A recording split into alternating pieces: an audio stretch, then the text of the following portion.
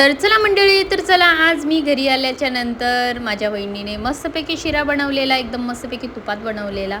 तर मी वहिनीला सांगितलेलं की वहिनी हा शिरा बनव नाश्त्याला, तर त्याच्यामुळे मी आल्याच्या नंतर खूप छान शिरा बनवलेला.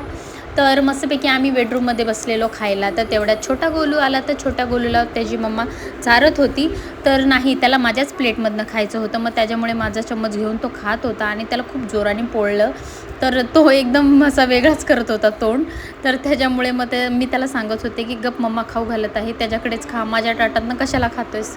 मग चला, मग ते तर झालं. मग त्याच्यानंतर संध्याकाळी आम्ही आज जेवणात काय बनवलेलं आहे ते तुम्हाला मी दाखवते. तर आज मस्तपैकी चपाती पण बनवलेली आहे, पण मला भात खायचं होतं. मग त्याच्यामुळे मी भात घेतलेला आहे आणि त्याच्याबरोबर आज माझ्या बाबांसाठी आम्ही मस्तपैकी ठेचा बनवलेला.